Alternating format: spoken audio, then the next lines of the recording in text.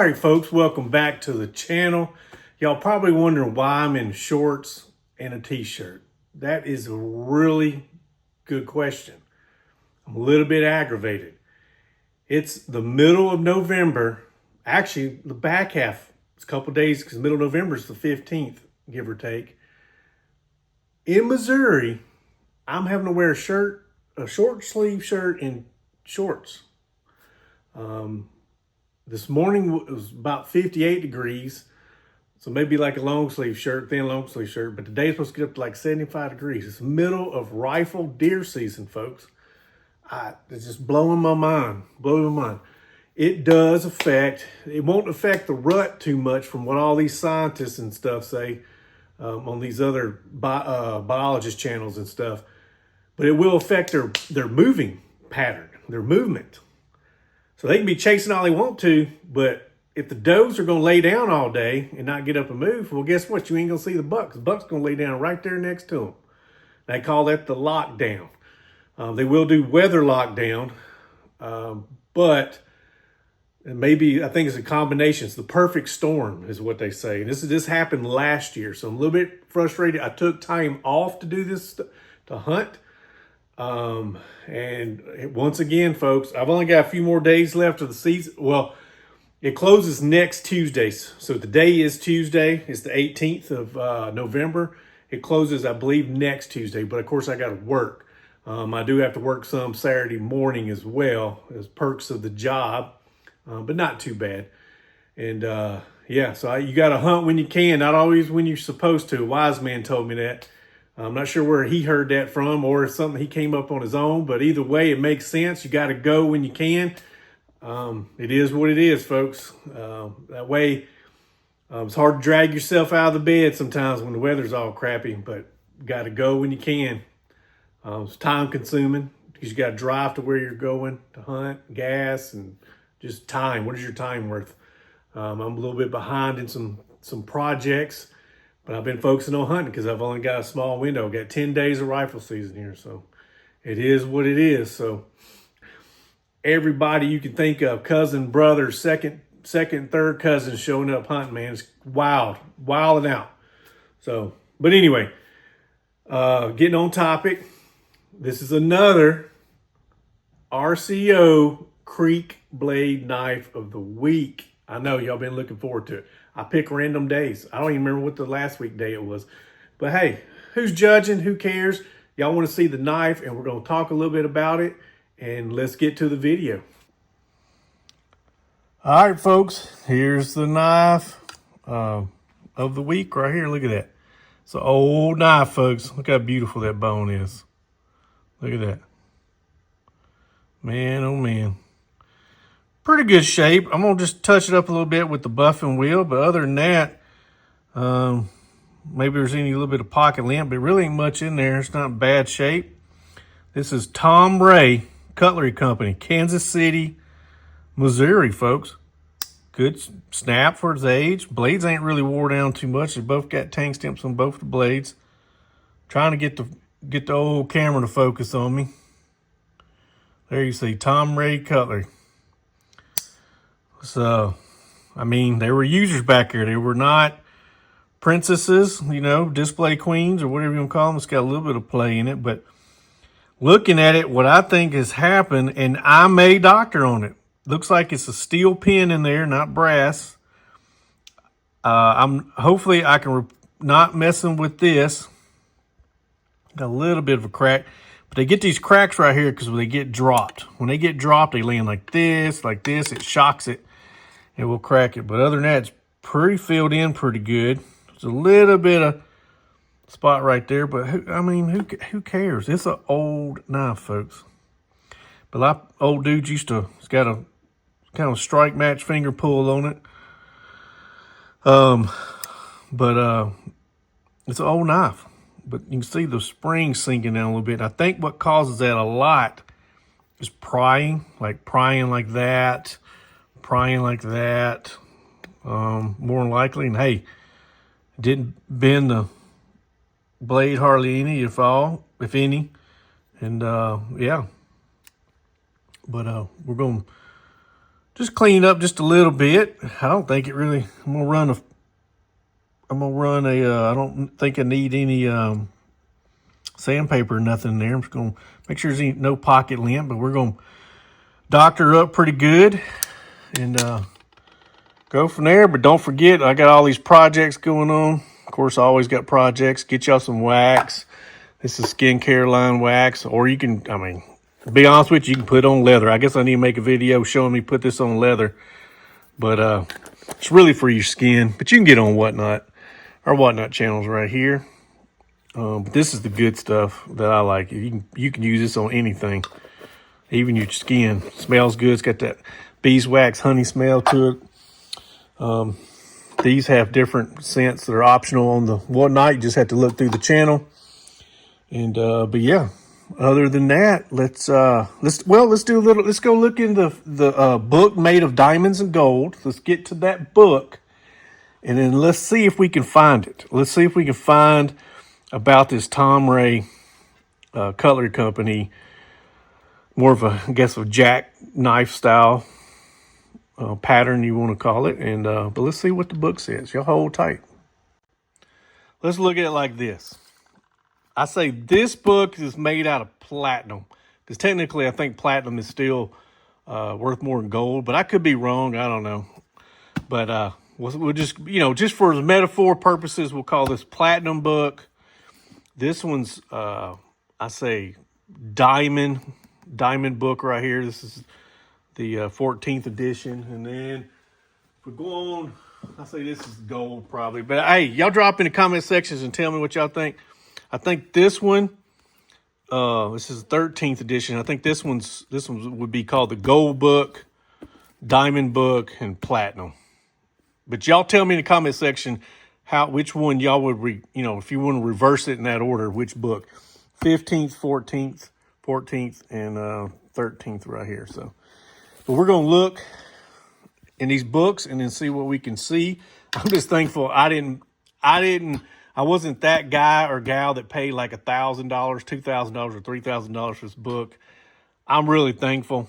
Thomasville, Georgia, but either way, I got this book for about $50. I shouldn't have paid that much, but then I looked back. I held tight, y'all. I didn't want to get, when I saw the price, it was so tempting to get on eBay. Because I could have, if I'd have sold this book for $1,000 and held out, I could have pocketed $500 and went and bought the book for like $300 or $400. I've seen them all over the place, with price range. But anyway, getting off topic here. We'll zoom out just a little bit. I apologize. Just being smart, Elliot, or being funny. Tom Ray. Let's get serious here, folks. Let's see. Let's get serious. There's some reading the. Man, it skips all over the place. Must not be a whole lot of T's. Here we go. Let's see. Thomas. Tom. So, going to be the H's. We're going to keep going. Let's see. No. There's toe. Well, where are you at, Tom? Huh. I'm trying to see. Do y'all see it? Oh, there it is right there. Here, we'll zoom in. Right there. Tom Ray Cutlery Company, Kansas City, Missouri, 1910. This guy's Houston and Price and Mark Zaleski says it's 2-star rating. It's all about, it's what, maybe it's 2, maybe it's 5, maybe it's 10 stars. I don't know, but they say it's 2-star, but there it is right there. It's pretty interesting. Tom Ray Cutlery. So let's see what the 14th edition. Sorry about bumping the camera. It is what it is. Let's see. Ooh, that one's got some color. Boy, but all them probably worth a lot of money. That's a cool looking knife right there. Old case now. Let's see here.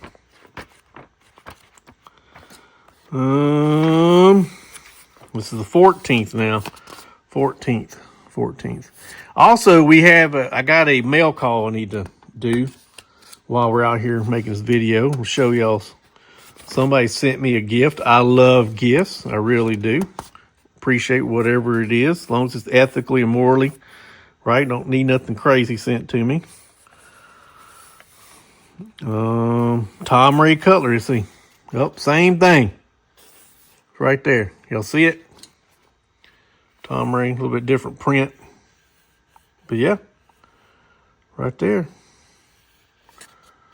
So I think they all pretty much say the same thing. But let's look in 13th edition. Let's look in this old 13th edition. It's a little bit different book. It's a little smaller book, to be frankly honest with you. Let's see. Tom Ray Cutlery. Same thing. So I think all the books all have the same general, shows the different companies. But they do have different pictures in them than the other books. These are all, this is just collector knives. Knife brands of the world. So pretty interesting. But like I said, if y'all can get these books, try them out. Look on eBay. There's some bookstores out there, books online. That's where I actually got this particular book from. It wasn't on eBay. It was on an online bookstore. I found this book and I got it for, it was like 20, well, shipping and everything, I say it was like $30 for this book. It was in pretty good condition. It's not been all beat up or anything. So, but yeah. But like I said, most of the other ones I found in the wild, but it was before they became a hot commodity. So, but anyway, let's get back to this knife right here. But real quick, before we get on to this knife and cleaning it, let's do the mail call over here real quick.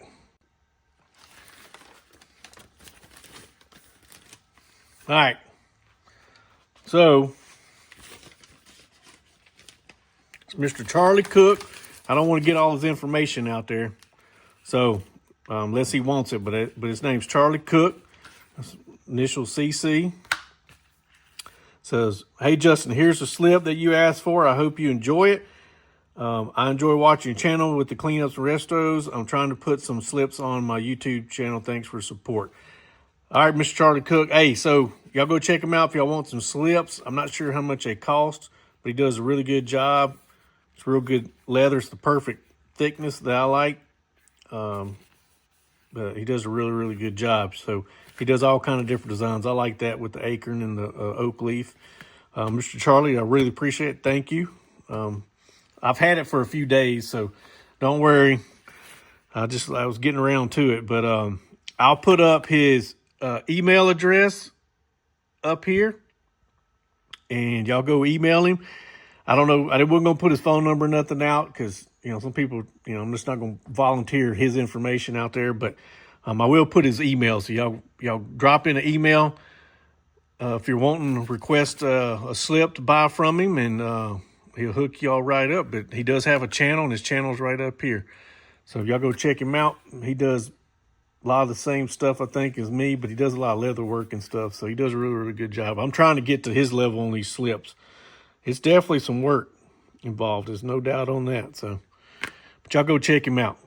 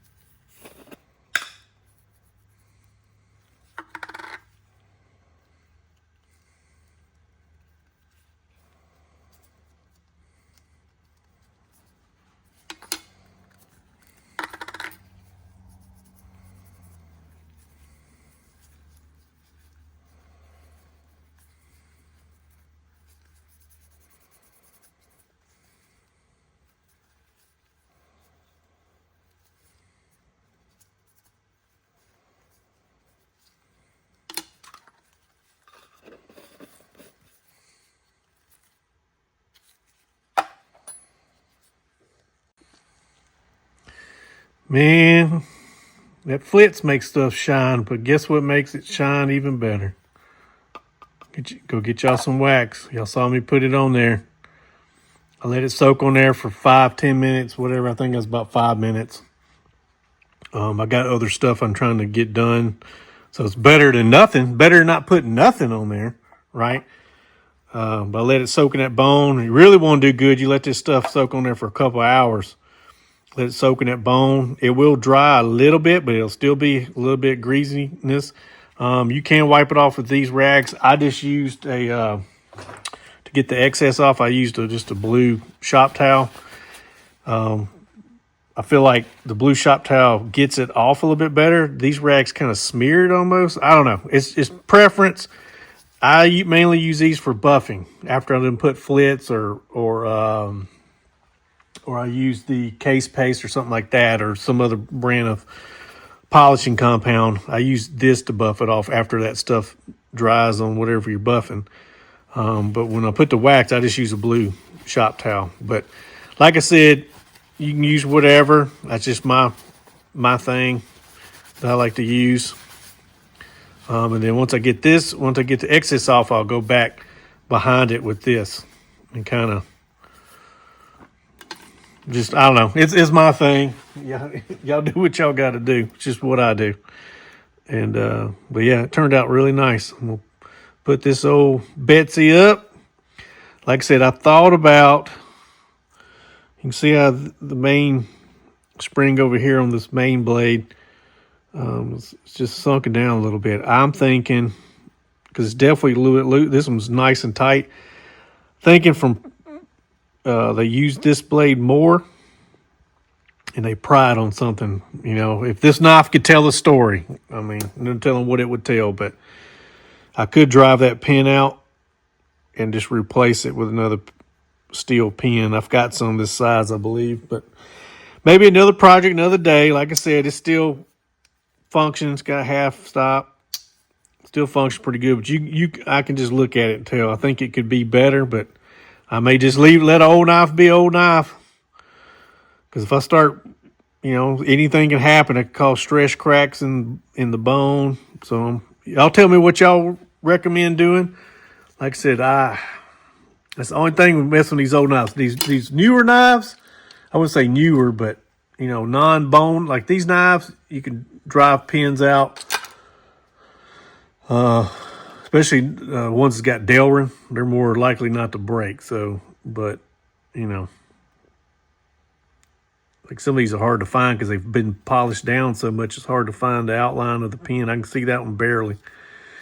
But anyway, y'all tell me, drop down in the comment section what you would do. Like I said, it's functional. I doubt I'm going to carry it. If I do anything, it's just a talking piece. I could carry it like in a slip like that. If I want to, comes right out. This will fit a little bit bigger knife, but it still holds it. Nothing wrong with that. But like I said, that's Mr. Cook. Y'all go check him out. Like I said, it's a talking piece of history. I mean, it's old now. It's an old knife. Hey, folks. Appreciate y'all watching. Like I said, hopefully you enjoyed the video. Some people may feel like it's exciting. Some people may not. It is to their own. I just wanted to pick a nice knife. I put it up on my little display anvil just because I wanted to. It was already in pretty good shape, but I wanted to really do the RCO Creek package deal on it right before I take it and put it in my one of my knife cases. Because a lot of my old knives, I don't have boxes for them. I'm telling you, it's hard to find boxes for that stuff. I don't think it's much out there. If it is, I don't know. I don't think there's a whole lot of knives out there that's got boxes, anything past, say, 1960s. I just don't think people cared back then. I'm sure there's some out there, and they were probably knife collectors back then, you know what I'm saying? But the average person, even if the knife is in really good shape and did get used, they probably opened it as a gift or went to Sears and Roebuck or Montgomery Ward's, wherever store, they went and bought this knife. They probably opened the box and then, I can say they threw it away. Some of them probably did throw the box away. But they probably put it somewhere and then nobody thought about it because the knife either sat sat in a dresser drawer or toolbox or wherever, or they just carried it because it was a tool back then. I say 90% of people out there actually use their knives rather than just collecting. I know, people's been collecting stuff for a very long time, but as far as knives, I think it was a small pool of knives. But I also think why I know people's been collecting knives for, probably in the last 30 years. I say last 30 years has been definitely a wave of collectability on knives. But I think what drives a lot of that is, there are people out there that may have done something, that they regret and they're not able to carry a weapon. Right. So the next best thing is a knife. You can use it as a weapon. They can legally carry it for the most part. You don't have to do background checks on it. A lot of people don't want that. Typically, a knife is cheaper, but but nowadays I've seen some knives going way more than.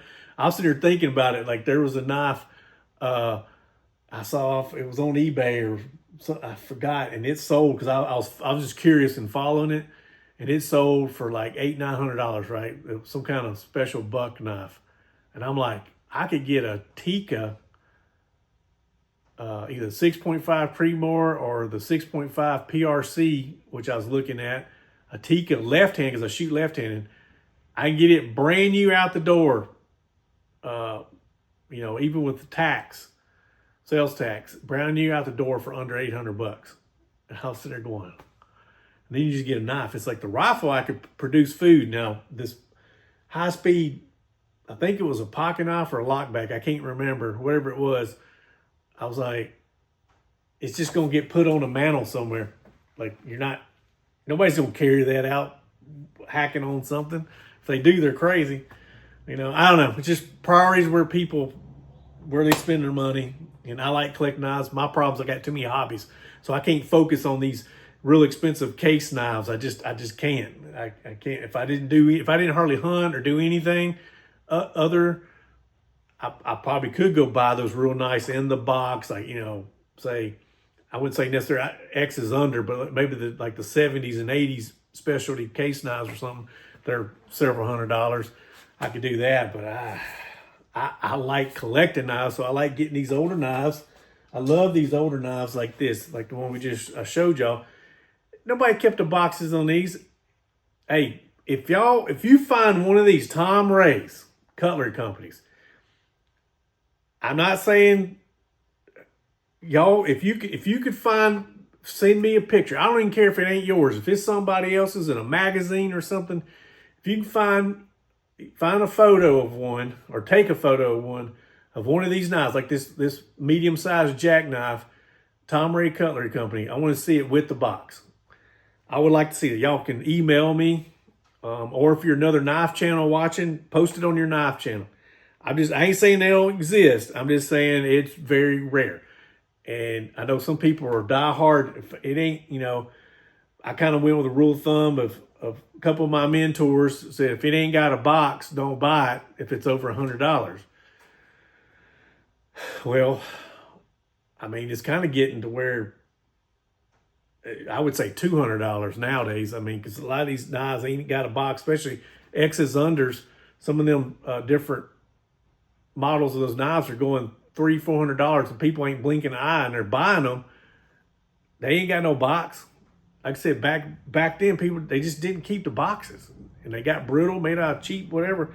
And I think a lot of knives were sold in displays in like a little cardboard box wrapped in wax paper. And that's how they sold knives back then. Right? Or just in wax paper. They had them all so many in a slot, and you wanted that knife. And that's what you got. You didn't get a box or anything. Some of the knife companies, because it costs more to produce that stuff.